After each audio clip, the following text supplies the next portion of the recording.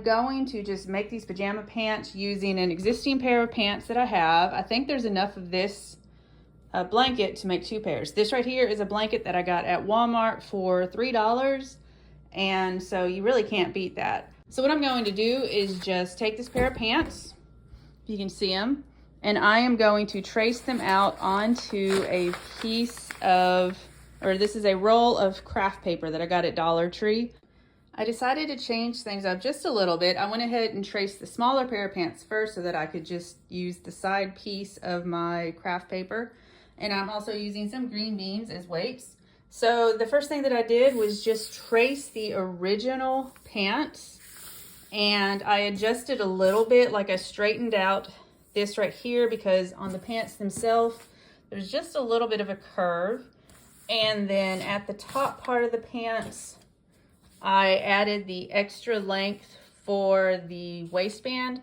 And I also, if I line this up, you can see that it is wider over here because I stretched out, starting about right here, I stretched out the waistband because once you add the waistband, it's going to cinch it in a lot. So I stretched out the waistband and it measured to about right here.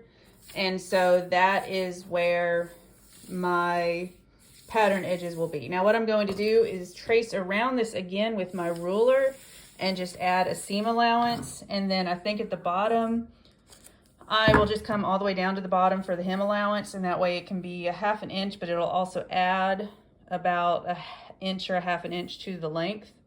And in terms of seam allowance, I started with 1 inch, but then I thought if I'm adding that to the pants all the way around, they're going to be really baggy. So I think I will just do maybe 3/4 of an inch, and that way it'll give just 1/4 of an inch ease on all the sides to kind of add a little extra width. Hopefully that will work out.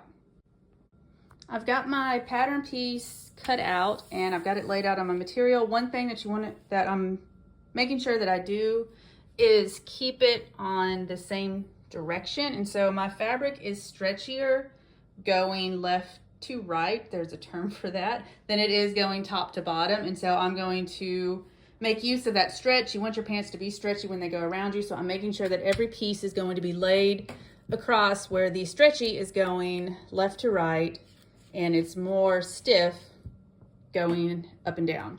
I am going to cut out 4 pieces.